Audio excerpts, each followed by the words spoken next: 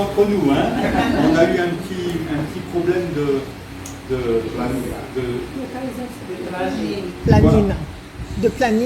planning, voilà. Parce que je suis encore un novice. Et j'ai pas bien lu le planning qui m'était donné.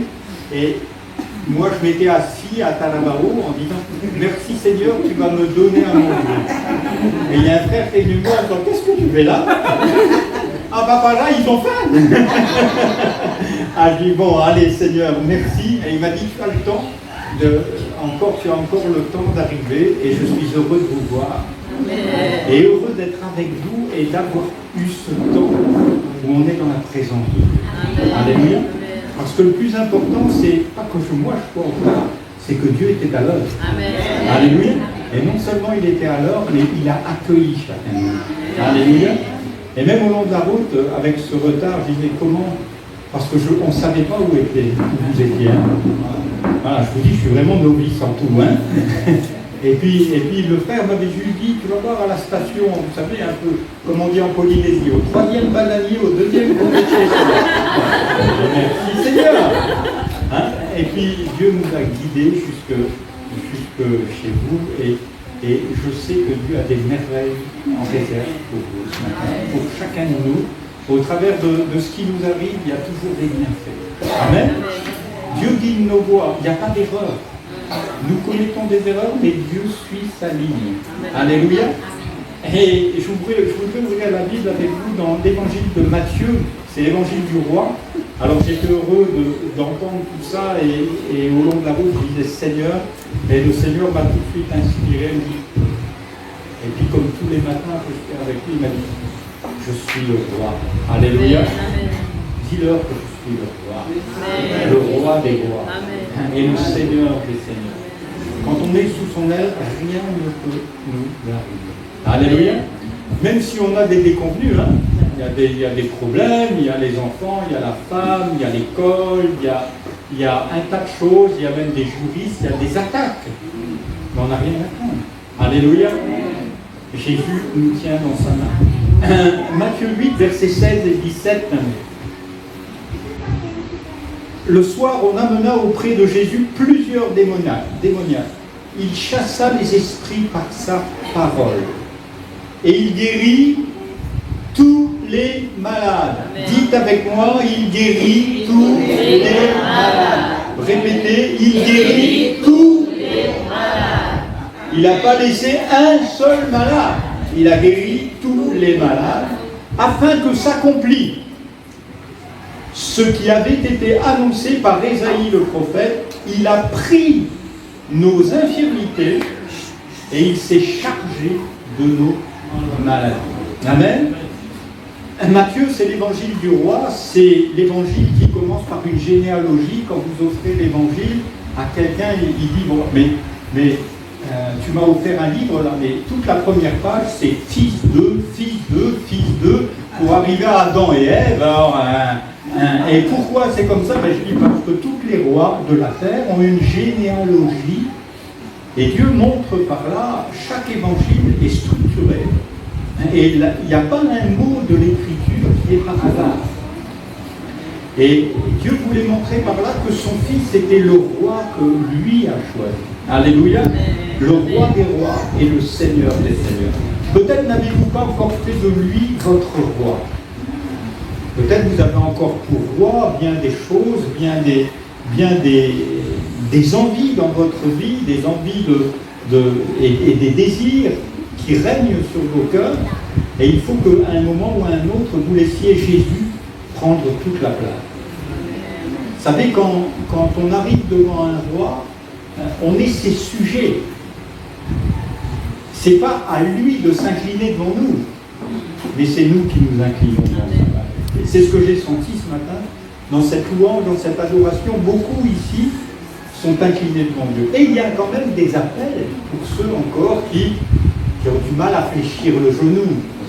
Ah, pasteur, le 4x4, il est tellement beau. Là, il y a tellement de sous à gagner. Et là, il y a tellement si. Et là, il y a de si jolies filles. Hein? Ah oui, mais si tu t'inclines devant le roi, tu vas connaître le véritable amour. Alléluia. tu ne vas pas aller regarder toutes les jolies filles, tu en auras une à toi. Alléluia. Et là, tu seras pleinement épanoui. Amen. Et c'est bien sûr ce que Dieu veut. Et pour ce faire, j'aimerais dire que le plus haut sommet de cette royauté, c'est la rédemption. Au commencement, Adam et Ève ont chuté.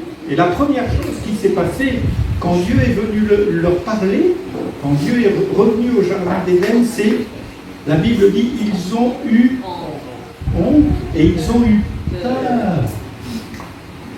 Et quand on parle d'un Seigneur qui est si proche de nous, très souvent les gens ont peur. Pourquoi? Parce que Adam et Ève étaient devenus pécheurs. Ils ne le savaient pas encore, mais ils avaient mangé quelque chose qui avait détruit leur ADN. Et en nous, nous sommes tous des pécheurs.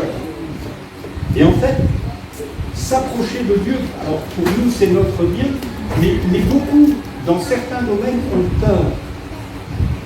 Et quand Jésus est ressuscité des morts, même à maintes et maintes reprises, quand il apparaît aux gens, et je me souviens de ma conversion qui a été, parce que Dieu est venu me chercher sur un autoroute, et on se demande ce qui se passe, parce que c'est une révélation, et il y a un moment où on a peur, vous voyez? Et quand Jésus est ressuscité des morts, quand il apparaît devant ses disciples, Jésus dit, c'est moi, n'ayez pas peur. Alléluia. Ce qui veut bien dire que les gens étaient effrayés. Même ceux qui avaient marché pendant 3 ans avec Jésus étaient effrayés de cette nature, de ce rayonnement. Alléluia.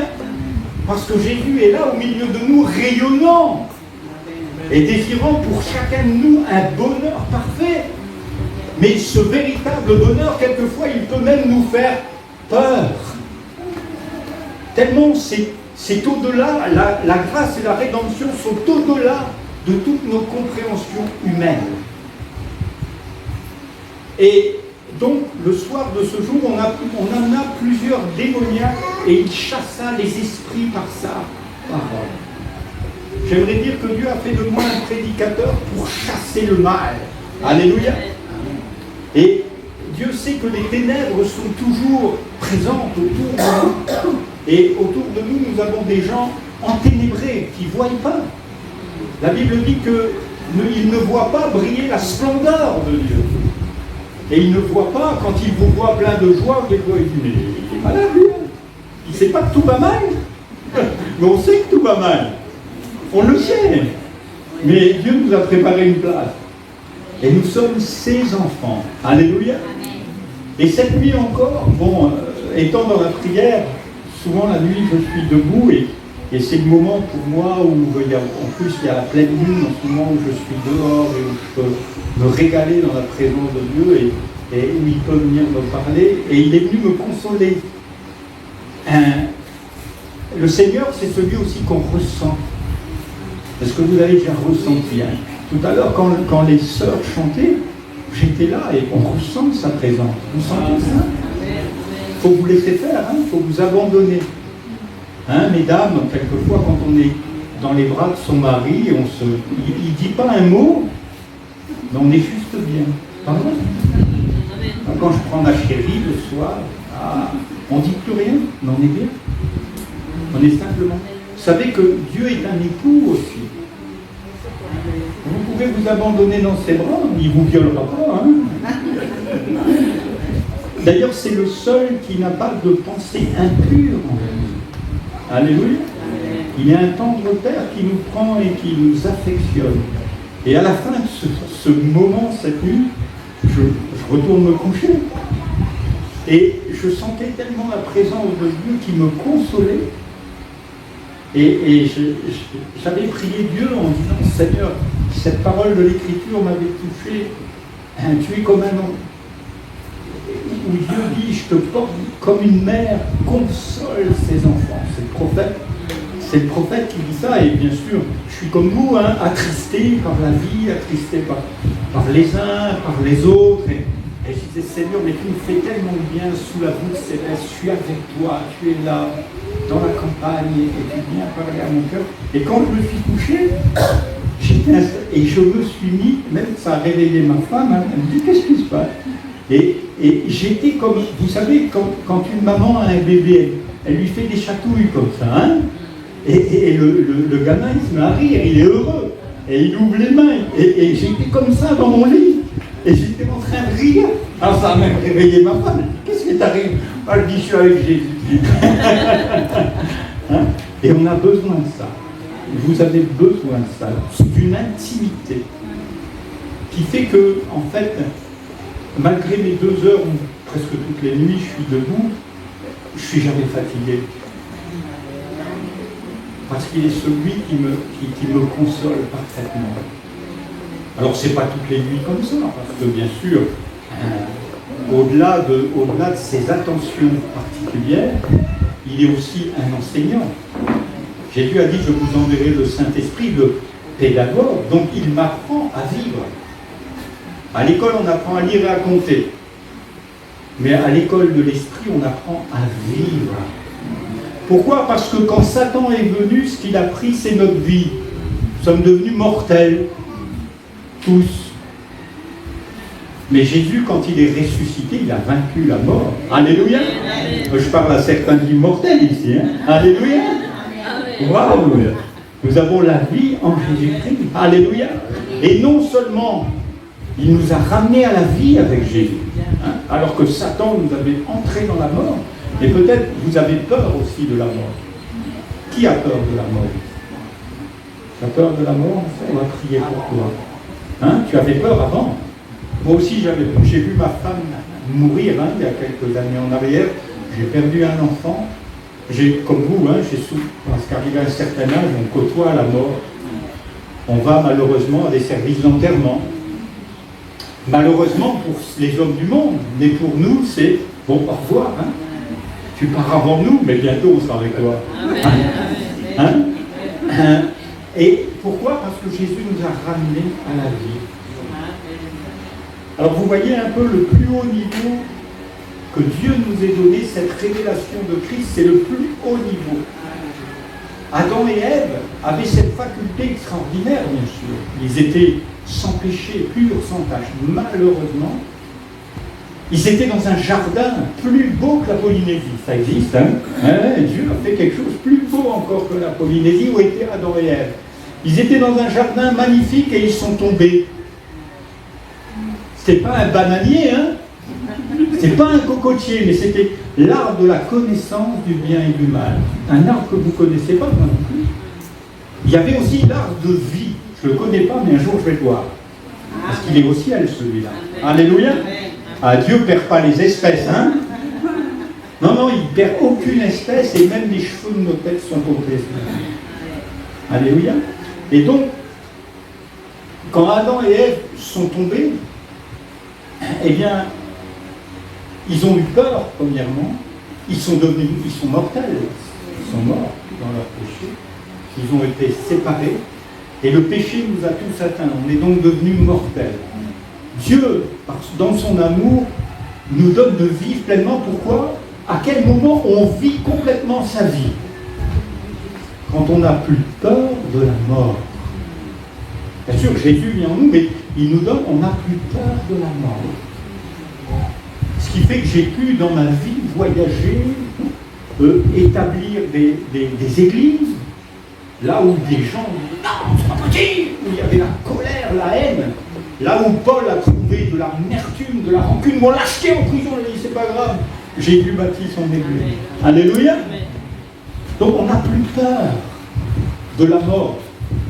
On a mis l'apôtre Paul en prison. Mais il savait que même si on le tuait, la parole de Dieu vivait. De même, Jésus a offert sur la croix sa vie. On va venir sur la délivrance maintenant et la guérison. Parce que Jésus, vous êtes d'accord avec moi, le prophète Ésaïe a dit « Voici l'agneau de Dieu qui ôte le péché du monde. » Le prophète Ésaïe, et bien sûr, on va reprendre ces paroles parce que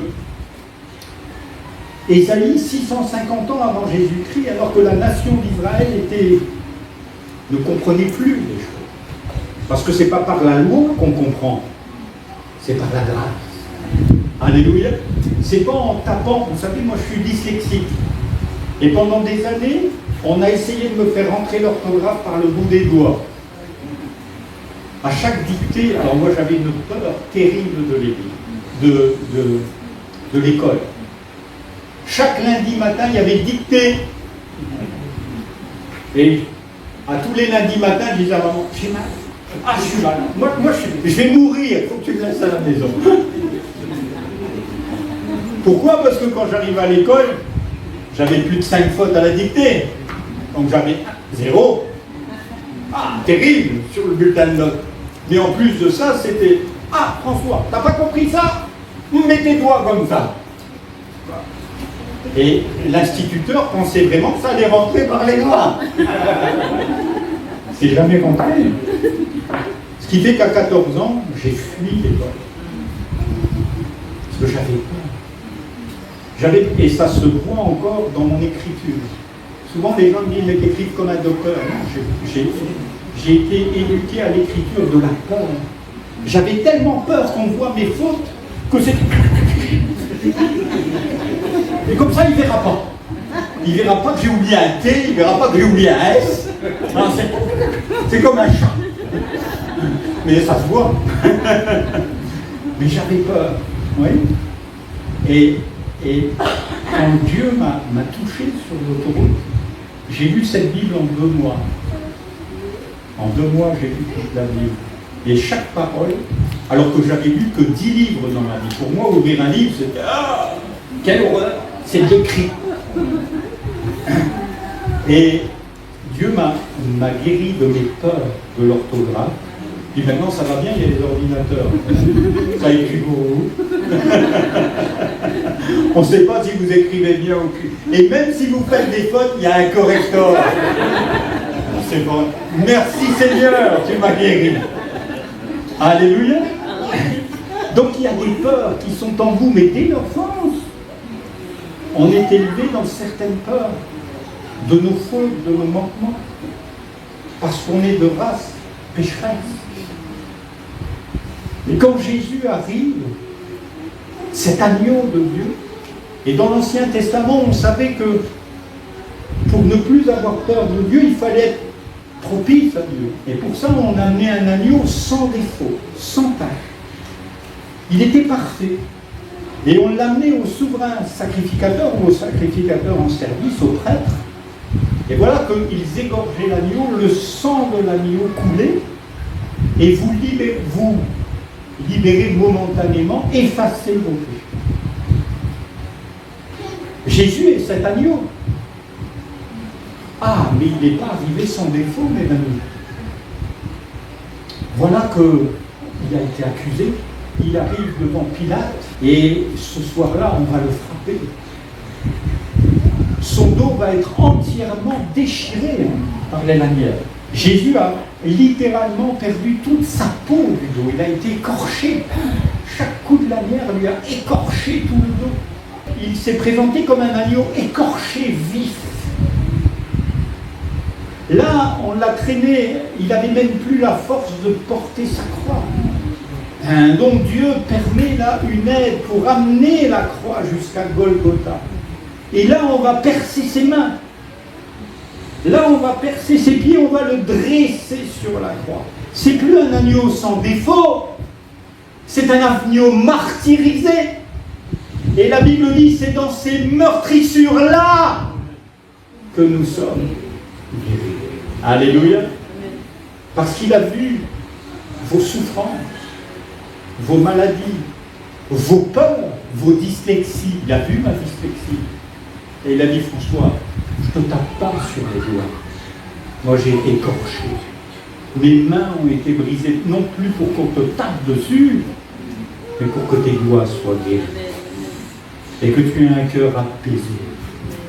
Ce n'est pas les perfectionnistes de la dictée qui sont mes enfants. Ce sont ceux qui m'adorent en esprit et en vérité. Alléluia. Et Dieu m'a libéré. Il chassa les esprits par sa parole. Je voudrais vous dire que Dieu a eu une parole pour chasser vos peurs.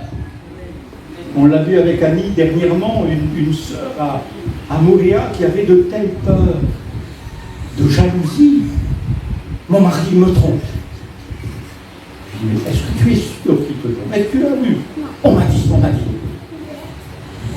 Alors, elle pourrissait toute sa maison sur un ouï-dire. Vous voyez? Ça s'appelle l'esprit de jalousie. J'ai été victime aussi de cet esprit, je l'ai fait partir. Alléluia. Ce qui me permettait de rentrer à la maison sans avoir aucun doute à propos de ma femme. C'est terrible le doute, hein? Je commençais à... Attention. J'aimerais vous dire que Dieu veut libérer les esprits. Amen. Il chassa les esprits par sa parole. Alléluia. Amen. Si en vous il y a un esprit de jalousie, si vous avez peur que votre femme, elle vous trompe, enfin, vous pouvez venir à Jésus, il va vous libérer. Alléluia. Amen. Et puis quand vous allez voir votre femme arriver, au lieu d'être comme ça, ben vous allez la prendre dans vos bras, ma chérie. Comme je suis content que tu rentres à la maison. Pour un vieux bonhomme comme moi, tu vas encore faire le mal. Mais tu es une femme merveilleuse. Et quand vous dites ça à votre femme, elle tombe dans vos bras. Elle ne se sauve pas, je vous fais un bon poisson cru. Il envoya sa parole. Jésus est cette parole pour nous guérir. Jésus, ce jour-là, a chassé ces esprits qui sont sans cesse là. Qu'est-ce qui a le plus affecté Adam et Ève? Réfléchissez un peu. Adam et Ève sont là au jardin d'Éden, et bien sûr, l'adversaire passe au milieu de nous. Hein. Est-ce que Dieu a réellement dit? C'est rentré où ça? Dans ses pensées. Ah là là, nos pensées. Heureusement que Jésus dit mes pensées ne sont pas vos pensées. Nos pensées à nous, c'est comment je vais finir le mois, comment va la voiture, comment je vais faire avec le bébé lundi, il n'y a personne pour le conduire, il n'y a personne pour... Comment je vais faire, et comment je vais faire ce matin, je suis arrivé en retard au culte, et qu'est-ce que je vais dire dans la voiture? Vos pensées ne sont pas des pensées. Alléluia. Autant vos pensées sont éloignées de la pensée de Dieu. Jésus, c'est jamais, même en retard, il ne s'est pas précipité. Alors on était en retard ce matin, mais on n'a pas couru. Tout au long de la route, on a parlé en langue. On dit, Seigneur, tu sais, hein, je me suis planté, mais tu sais pourquoi? Tu sais pourquoi? Tu sais comment? Tu sais parce que tu es roi. Et je vous conduis dans l'évangile du roi, afin que vous soyez pleinement libérés. Alléluia. Et que nous soyons ensemble dans la joie de celui qui nous libère de la mort et de nos infirmités. Dans ces meurtrissures, nous sommes guéris. Ce jour-là, il a guéri la moitié des malades. Non, vous avez tous dit, hein, il guérit tous les malades. Alléluia. Oui, il n'y a pas de chouchou, il n'y a pas de privilège, mais il y a une affection pour chacun de nous. Nous sommes tous aimés, consolés d'une manière différente. Moi, la manière dont je tiens ma femme dans mes bras, c'est ma manière. Votre famille vous tient d'une manière différente, heureusement. Hein? Parce qu'on a tous une affection. Pourquoi? Parce que nous sommes tous créés à l'image. Alléluia. Dieu n'a pas fait de nous des clones. On n'est pas de l'intelligence artificielle. Hein? Je ne parle pas à des bénis oui, hein? Oui, pasteur, oui, pasteur. Non, non. Prenez la parole et méditez-la et voyez si je vous dis une bêtise ce matin. Et vous m'appelez au téléphone, vous dites, pasteur, vous avez dit une grosse bêtise dimanche. Ça va me guérir, hein? Alléluia. Les Béréens disaient, ils prenaient la parole et disaient, est-ce que c'est conforme? La rédemption est au-dessus de tout. Dieu a tant aimé le monde qu'il a donné la rédemption au travers de son Fils Jésus. Afin que là où le diable nous avait vaincus, nous avait rendus esclaves de la mort, esclaves de nos péchés, nous soyons parfaitement libérés. Alléluia. Et ce matin, j'ai entendu dans vos louanges un cri de liberté. Alléluia. Une joie ensemble. On est heureux d'être là et de célébrer avec vous Jésus. Et donc ce soir-là, eh bien, Jésus a guéri tous les malades, selon ce qu'a dit le prophète Ésaïe. Et c'est pour ça que je vous disais, il faut que ce soit conforme à la parole. Alléluia. Quelle que soit la pensée qui touche vos cœurs ou ce qui vous est dit dans... Pasteur, depuis 40 ans, j'en ai entendu des prédications. Et la Bible dit, retenez ce qui est bon. Dans le prédicateur, l'homme que je suis, il y a toujours une partie humaine. Hein, qui vous plaît ou qui ne vous plaît pas. Certains disent, ah, le pasteur Bandéco, il bouge, il saute, c'est marrant. Et puis d'autres disent, ah, dis donc, il pourrait être un peu plus sérieux celui-là. Hein, on ne peut pas plaire à tout le monde. Mais par la grâce de Dieu, je suis ce que je suis. Comme disait l'apôtre Paul, je ne sais pas comment lui prêchait, hein. C'était un tout petit bonhomme, je ne sais pas s'il sautait en l'air ou tout le monde le voit. Mais voilà, l'important c'est que la parole soit la parole de Dieu, si c'est conforme. Et selon ce qu'a dit le prophète Ésaïe, le monde entier attend après un évangile de puissance. Partout où je passe en Polynésie, on en a des religions, hein. Alors là, vous passez dans la ville, il y a les adventistes, il y a les mormons, il y a ci, il y a là, et on peut être une de plus. Hein, sur le tableau, les évangéliques. Moi, j'aimerais qu'on voit les enfants de Dieu. Alléluia. Ah, ces gens qui parlent en langue, mais pas seulement. Où les malades sont guéris. Alléluia. Au lieu d'aller à Papeete au Taoné. Et tu peux aller là-bas, tes jambes vont se remettre à marcher. Alléluia. Et tu peux aller là-bas, tes yeux vont se remettre à voir. Alléluia. Il y a quelques mois en arrière, j'étais un homme cardiaque. Hein. J'ai fait 2 infarctus au moment du décès de ma femme. Et tout un temps, j'ai pris mes médicaments. Je suis allé voir les cardiologues. Et normalement, je devais vivre en bateau. Je devais traverser le monde dans les îles. C'était mon projet humain. Dieu a la détourné. Et maintenant, je ne prends plus aucun médicament pour mon cœur. Dieu m'a dit, je suis l'Éternel qui te guérit. Voilà. Le médecin avait dit, médicament à vie. Et Dieu m'a dit, je suis l'Éternel qui te guérit. Et il a laissé mon pilulier sur la table. Il a dit, tu fais, tu les manges ou tu les laisses de côté. Il y a un jour, j'ai dit, Seigneur, c'est ta parole ou c'est la parole du pharmacien? Parce que j'ai des bons amis chrétiens, médecins en France, dont un qui est aussi malade, d'ailleurs, que j'ai appelé cette semaine, m'a dit, François, t'as tout arrêté. J'ai tout arrêté. Prends bien attention, hein. Je lui ai dit, t'inquiète pas. Il y en a un qui calcule mon pouls à chaque instant. Alléluia. Même le nombre des battements de mon cœur sont comptés. Alléluia. Et le jour où Dieu dira, stop, ça s'arrêtera. Vous voyez? Alors je ne vous dis pas d'arrêter vos médicaments, c'est pas ce que je vous dis. Je vous dis de croire ce que Dieu met sur vos cœurs. Alléluia. Certains doivent continuer leurs médicaments. Mais la Bible dit que ce jour-là, Jésus a guéri tous les malades. Alléluia. Il n'y a pas eu d'exception. Donc il y a des jours miraculeux. Alléluia. Et je crois qu'aujourd'hui à Papada, c'est un jour miraculeux. Alléluia. Je crois que malgré mon retard, il y a une bénédiction pour chacun de nous. Je crois, et j'ai senti l'amour de Dieu en arrivant dans plusieurs cœurs, et je crois que cet amour doit se répandre à tous. Alléluia. Vous êtes aimés de Dieu. Dieu n'est pas un juge qui va vous taper sur les doigts, il a un Dieu qui va vous relever. Il a un Dieu qui va vous conduire, non pas dans l'angoisse et la peur, mais dans la prospérité. Prospérité de votre santé, mais prospérité économique. J'ai élevé 5 enfants, j'ai été pasteur quand je n'ai manqué de rien. Et à la fin de la vie de mon épouse, elle m'a dit, François, on va faire un grand bilan avec les enfants. Ils ont tous fait bac+5, alors que j'étais smicard. Hein. Tous les ans, on nous offrait, c'est un frère dans les Alpes qui nous offrait les sports d'hiver. Je ne pouvais pas payer ça. Il nous offrait la maison. Il nous offrait quelques repas, même au restaurant, dans la semaine où on était là.